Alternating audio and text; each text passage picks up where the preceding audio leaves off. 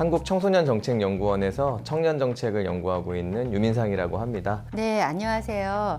백석대학교 사회복지학부의 최명민 교수입니다. 저는 서울시립대학교 도시사회학과의 신인철 교수라고 합니다. 저는 한신대학교 사회복지학과에서 학생들을 가르치고 있는 장익현이라고 합니다. 대학교 때 자취를 했었던 경험이 있고요. 가족은 서울에 거주하고 있기 때문에 주중에는 천안에서 1인 가구로 생활하고 있습니다. 충남 당진의 작은 어촌마을 출신입니다. 그래서 고등학교 이후로는 계속 서울에서 1인 가구로는 한 10년 정도 생활을 한 경험이 있습니다. 저도 고향이 지방이라서 대학 생활하면서 서울에서 오랫동안 청년 1인 가구로서 생활했던 경험이 있네요. 제가 말씀드릴 내용은 1인 가구의 고립과 마음 건강, 함께 정서적 살아야 안정에 한다입니다.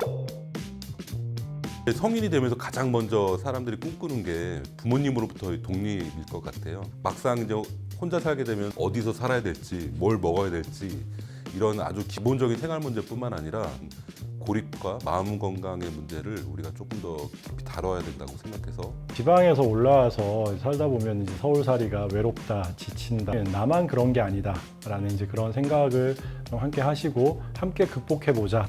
우리가 과연 살아가면서 어떻게 단절되지 않고 다른 사람들과 연결돼서 살아갈 수 있을지 1인 가구라고 해서 정말 혼자 사는 삶이 되면 그건 문제가 될 수 있습니다. 1인 가구로 잘 살아가려면 다른 관계들 속에서 다정한 사람으로서 살아가야 합니다. 그리고 혹시 여력이 되신다면 어떻게 하면 다른 사람들을 조금 더 연결시키면서 같이 행복하게 지낼 수 있을지에 대해서 고민하는 시간이었으면 좋겠습니다. 네, 아무래도 가장 가슴에 와닿고 필요한 정책은 주거 지원 정책일 거예요. 특히 청년들 같은 경우에는 학교 근처나 혹은 직장 가까운 곳에서 저렴한 가격에 적절한 주거지를 마련하는 것들이 가장 중요할 것 같습니다. 근데 이제 저는 그 다음으로 앞서 말씀드린 마음 건강이 아닐까. 청년 마음건강 지원 사업이라는 것이 있습니다. 보건복지부에서 시행하고 있는 사업이고요. 19세부터 34세까지의 청년들의 마음 건강에 대해서 지원해주는 그런 서비스입니다. 혼자 살 때 가장 서러운 부분이 혼자 아플 때거든요. 1인 가구 병원 안심동행 서비스인데요. 이것은 아쉽게도 서울시에서만 하고 있기는 하나 꼭 보호자가 필요한데 그럴 때 신청을 하시면 병원에 동행해주는 서비스도 있습니다. 이제 자살이 많이 발생하는 도시 지역을 중심으로 해서 이제 조사를 하게 됐는데요. 더 근본 원인으로 들어가 보면은 관계 단절의 문제가 굉장히 심각하더라고요. 아무래도 물리적으로 혼자 사시는 분들이 그런 경험이 더 많으신 것 같아요. 그래서 1인 가구에 대해서 조금 더 관심을 갖게 된 것 같습니다. 저희가 이전보다는 다른 사람들과 연결되지 않고 단절되어 있다는 게 여러 징후들로 나타나고 있고요. 그리고 가장 심각하게는 과거에는 고독사 같은 문제가 노인들의 문제였는데 최근에는 청년들까지 고독사의 문제가 내려오고 있습니다. 연령이 점차 어려지고 있어서 저희가 이런 것들을 굉장히 심각하게 바라봐야 될 필요가 있을 것 같습니다. 네, 1인 가구는 물리적으로 혼자 사는 형태잖아요. 그런데 혼자 산다고 정말 혼자 살아가시면 안 돼요. 인간은 다른 사람들과 어울려서 살아가도록 진화되어 왔다고 해요. 그런 점에서 친화력은 인간을 인간답게 하는 가장 중요한 요소인 것 같습니다. 사실 청년 1인 가구가 넘쳐나는 수도권에서 청년들이 사회적 고립감을 느끼는 그런 역설적인 상황을 발생하게 되는 거죠. 사회적 관계망을 얼마나 잘 형성하느냐가 그 청년 1인 가구의 삶의 질을 향상시키는 데 큰 영향을 끼친다고 생각을 합니다. 마음 건강, 그다음에 이제 고립의 문제 이런 것들이 되게 중요하지 않을까 생각합니다. 아마 기성세대들은 대부분 그렇게 생각하실 거예요. 등 따시고 배부르면 다 행복한 것 아니냐라고 하는데 저희는 돼지가 아니니까 최근에는 우리나라뿐만 아니라 해외에서 이런 문제에 대해서 적극 개입을 하고 있습니다. 제가 최근에 청년의 사회적 고립 연구를 시행을 했었고요. 이제 해외에는 어떻게 하고 있나를 보기 위해서 뭐 일본 사례, 영국 사례, 유럽 사례들을 봤었습니다. 영국은 굉장히 독특하게 외로움이라고 하는 것들이 사회 전체적인 행복을 감소시키는 굉장히 중요한 요인이다라고 해서 외로움에 대해서 상당히 적극적으로 대응을 하고 있었습니다. 영국 같은 경우에 외로움 장관이라고 해서 우리로 따지면 특임 장관 비슷한 다양한 외로움 지원 사업들을 하고 있는데 이 사업들이 주로 관계 맺기 사업입니다. 그런데 막 억지로 야 당신은 혼자 살고 있으니까 밖에 나와서 사람들 만나야 돼 이게 아니라 만날 수 있는 장을 형성해 주고요. 그래서 이분들이 원하시는 분들이 자율적으로 나와서 거기서 참여를 하시면서 관계를 맺으실 수 있도록 하는 사업들. 외롭다, 뭐 힘들다라고 생각할 때 우리는 그것은 지극히 개인적이다라고 생각하는데 이제 영국 같은 경우는 그 개인적이 아니라 사회적인 관심과 배려, 그다음에 처방이 필요한 그러한 상태다라고 이제 규정을 하고 있는 겁니다. 유럽은 유럽의 청년 보장제라고 하는 것들을 운영하면서 청년들이 교육이나 훈련이나 이런 취업을 권리 차원에서 보장받는 그런 정책들을 하고 있었습니다. 스웨덴에서는 테크팜이라는 회사가 K9이라는 공동주택을 운영하는 사례가 있는데요. 1인 가구 간에 단순히 같이 거주한다를 넘어서서 유대관계를 형성하고 정보를 공유하고 정서적 지원을 같이 받을 수 있는 그런 사례들이 우리가 좀 눈여겨봐야 될 사례들이 아닌가. 두 가지 층위가 있습니다. 하나는 1인 가구의 마음건강 지원 사업이 있고 1인 가구 내에서 은둔형 외톨이 지원 사업이 사회적 관계 맺기. 1인 가구 내에서 은둔형 외톨이 이분들은 제일 어려운 게 접촉입니다. 뭘 해드리고 싶어도 이분들이 거부를 하세요. 이분들은 아주 조심스럽고 신중하고 그다음에 단계적으로 접근할 필요가 있거든요. 외로운 정신은 언제나 뱀을 본다. 우리 또 왜 이렇게 어둑어둑한 숲속을 걷다가 바닥에 떨어진 나뭇가지를 이거 뱀 아니야? 이렇게 하고 착각해서 놀라는 경우가 있잖아요. 좀 외로운 사람들의 경우에는 자기 보존 차원에서 혹시 모를 위험 요소에 대해서 이렇게 경각심을 갖고 살핀다고 해요. 그러다 보니까 오히려 외로운 사람일수록 주변 사람들에 대해서 더 담을 쌓게 되는 경우가 많다라는 거죠. 그 경계심에서 오는 항상 긴장된 상태가 되면 그거 자체가 엄청 스트레스거든요. 근데 항상 만성적인 스트레스를 안고 사는 것은 잘 아시다시피 심신의 건강에 굉장히 좋지 않다라는 것. 많은 사람과 그럴 필요는 없는 것 같아요. 그렇지만 적어도 마음을 나눌 수 있는 몇 사람의 동반자와 같이 살아가는 느낌, 이게 굉장히 중요하다고 말씀드리고 싶습니다. 그런 것들을 저희가 조금 더 주목해서 한국에 어떻게 하면은 잘 도입할 수 있을까를 고민해야 되는 시기라고 생각합니다. 올해보다 적극적으로 추진하고자 하는 사업이 있습니다. 바로 그게 이제 여러분들 많이 들어보셨던 히키코모리라고 하는 은둔형 외톨이 지원 사업을 하고 있습니다. 아무래도 1인 가구 상태에서 은둔형 외톨이가 발생했을 때는 정말 어려움에 처할 수 있습니다. 은둔형 외톨이 지원 사업과 같이 연결해서 마음건강 지원 사업을 같이 하고 있거든요. 사실 이제 사회적 관계망이라는 것에 대해서 좀 제일 어려운 점 중에 하나가 저희가 사실 그렇잖아요. 자, 오늘부터 너와 너는 친구야. 이렇게 하면 친구가 안 되잖아요.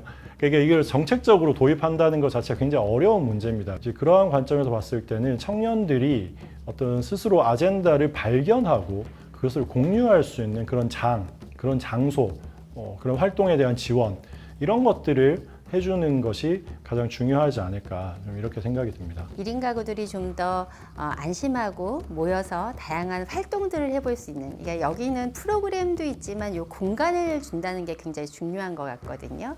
1인 가구가 각 지자체마다 계속해서 늘고 있고 또 주된 그 가구 형태가 되고 있기 때문에 정책 개발자들의 주 관심사예요. 저희가 일을 하고 정책을 만들다 보면 청년들을 가장 우선순위에 놓아야 된다는 것은 알고 있지만 실제로 정책 결정 과정이 그렇지 못하는 경우들이 발생을 합니다. 근데 저희가 사회적인 분위기가 청년을 중심에다 놓고 청년들의 최선의 이익을 위해서 이런 결정을 했다라고 했을 때 그게 좀 환영받는 분위기가 되어야 될 것 같습니다. 네, 일부 지자체에서 이제 1인 가구 심부름 서비스 같은 거를 구상하는 걸 본 적이 있는데요. 이제 아플 때 아까 제가 말씀드린 것처럼 뭐 약을 뭐 이렇게 타다 준다라든가 이런 서비스는 굉장히 필요한 것 같아요.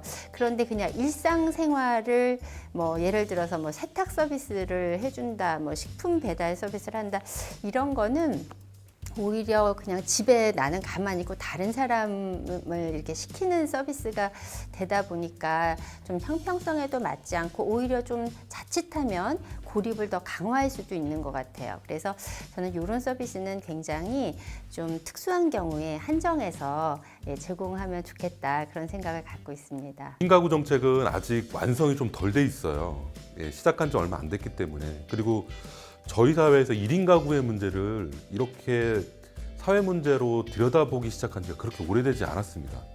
그래서 1인 가구와 관련된 뭐 특별한 정책을 제가 문제시된다라고 좀 비판 드리기보다는 다만 실제로 정책을 만드시는 분들이 아직도 여전히 구시대적인 옛날 사고를 가지고서 접근하는 경향들이 좀 있으세요. 뭐냐면 이행기적 관점으로서 그 1인 가구의 문제를 바라보고 그거에 기반한 정책들은 이제는 조금 지양해야 되지 않을까 생각합니다. 너가 뭐가 필요하고 어떤 서비스가 정교하게 디자인되고 관심을 갖고 보기보다는 모르겠고 돈 줄 테니까 알아서 좀 해봐. 그러니까 이런 식의 이제 조금 해결책으로 이제 이렇게 치부되는 경향이 좀 있어가지고 현금 서비스들을 좀 난립하는 것은 우리가 고려를 해봐야 되지 않을까 그런 생각이 듭니다. 제가 이제 연구를 하다 보면 아동 청소년 청년기가 통합적으로 서비스가 운영이 돼야 되는데 보통은 그렇지 못하는 경우가 있습니다. 지금은 아동은 복지부, 청소년은 여성가족부, 그리고 청년은 국무조정실에서 담당을 하고 있는데 사업들이 부처에 따라서 다 달라지다 보니까 중간에 끊기는 서비스들이 굉장히 많습니다. 그렇게 되면 청년기에 문제가 도드라지고 그 문제를 청년기에 고치려고 하면 상당히 아동 청소년기부터 빨리 개입을 하는 게 얼마나 중요한지를 아실 수 있을 거라고 생각을 합니다. 근데 저도 이제 연구를 하면서 이제 찾아보는데 찾으면 다 있는데 찾기가 어려운 거예요. 요즘에 이제 어떤 복지 서비스의 최근 트렌드라고 하는 것이 이렇게 찾아가는, 그러니까 리치아웃하는 그런 특징들을 많이 갖고 있거든요. 대상자를 직접 찾아가는 형태의 홍보 활동들이 필요하지 않을까. 제가 생각했을 때는 조금 더 정책들이 안정화되고 장기화되면 아동 청소년기를 끝날 때 그리고 청년기에 들어설 때 실제로 청년들의 일상에서 이게 기능할 수 있도록 하는 작업을 많이 해야 될 것 같습니다. 네, 아직 부족한 점은 많이 있지만 서울시나 정부에서 청년들을 대상으로 한 이런 정보 포털들을 계속 업데이트하고 있고 조금 더 접근성이 좋은 방향으로 변화시키고 있으니까요. 청년분들도 적극적으로 본인을 위한 정책들이 무엇이 있는지 찾아보시고 이용을 해주시면 좋을 것 같습니다. 아마 청년 정책들을 세세하게 보시면 그런 불만족스러운 부분이 굉장히 많이 있을 것이라고 생각을 합니다. 네.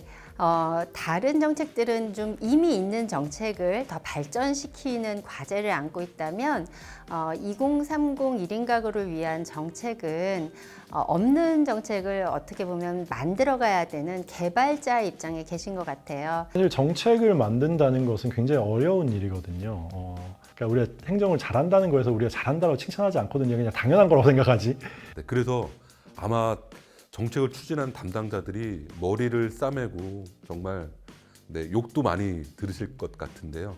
이거를 어떤 한 부서의 한 사람에게 책임으로 만들기보다는 어떻게 하면 우리 사회가 더 좋은 공동체, 더 좋은 인간관계를 만들어갈 수 있을지에 대한 관심과 지향을 가지고 모든 부서에서 관심을 갖고 정책을 만들어가면 좋겠다는 생각입니다. 지금 시작점이니까 여러분들께서 잘 만들어주시면 앞으로 조금 더 원활하게 잘 추진되지 않을까 생각합니다. 앞으로도 한결같은 마음으로 지금처럼 늘 노력해 주시기를 저는 부탁을 드립니다. 네, 과거에는 청년의 이야기가 저의 이야기였는데 이제는 남의 이야기를 해야 되는 제가 조금씩 청년 세대들과 멀어지고 있다는 느낌이 들 때가 있는데 그때가 좀 힘든 것 같습니다. 청년 정책들을 보면 청년들이 본인들과 관계되어 있는 정부 정책을 결정하는 위원회에 특정 비율로 들어가게 되어 있습니다. 그래서 서울시 같은 경우에는 미래인재 데이터베이스라는 것을 만들어서 청년들이 여기에 등록을 하고 나중에 위원회나 이런 좋은 기회가 있을 때 등록된 사람들이 거기에 들어갈 수 있게끔 시스템을 구축하고 있습니다. 보통의 청년 분들의 목소리를 전하기 위해서는 그러한 작업이 굉장히 활발하게 이루어져야 되니까요. 청년 여러분들도 정책의 결정 과정에 적극적으로 참여를 해주시고 의견을 굉장히 적극적으로 개진해 주셔야지 청년 정책이 함께 발전할 수 있을 것 같습니다. 자신의 얘기를 많이 들려주시면 좋겠고요. 가능하면 뭐 예를 들면 1인 가구 연대 같은 거를 만들어서 의사를 표출을 하시는 것도 굉장히 좋을 것 같아요. 세상이 아무리 잘나 보이고 아무리 똑똑해 보이고 아무리 활달해 보이는 사람이라도 마음속에 외로움을 갖고 있고 어려움을 갖고 있다. 그래서 나만 힘들고 나만 외로운 게 아니다. 우리 모두 같은 처지다라는 거. 그래서 그런 동질감을 가지고 함께 극복하기 위해서 노력하자라는 말씀을 드리고 싶습니다. 고립이나 외로움을 겪고 계신 분들이 계실 거고 이분들에 대한 적극적인 지원과 어떤 사회적인 처방이 없이 오롯이 개인의 문제로 치부하고 사회가 나서지 않는다면 20, 30년 후에 우리 사회가 전체적으로 함께 고민하고 해결해야 될 큰 사회 문제로 발전할 가능성이 있습니다. 개인의 문제라고 생각하지 마시고요. 이거를 여러 사람과 같이 나눠야 됩니다. 얘기를 나누다 보면 스스로 해결되지 못하는 어려움들을 해결할 수가 있거든요. 그래서 적극적으로 주변 사람들에게 본인이 겪고 계신 어려움을 얘기를 하시고요. 서울시뿐만 아니라 여러분이 살고 계신 지자체에 심리지원센터들이 엄청나게 많습니다. 다양한 계층별로 있어요. 청년, 중장년, 노인, 이주민, 뭐 한부모 가정 다양한 심리지원센터들이 많습니다. 찾아가시면 아마 적극적으로 여러분들이 겪고 계신 어려움을 해결해 주시기 위해서 노력을 해 주실 거예요. 1인 가구 컨퍼런스 많은 시청 바랍니다. 한 걸음 더 딥플러그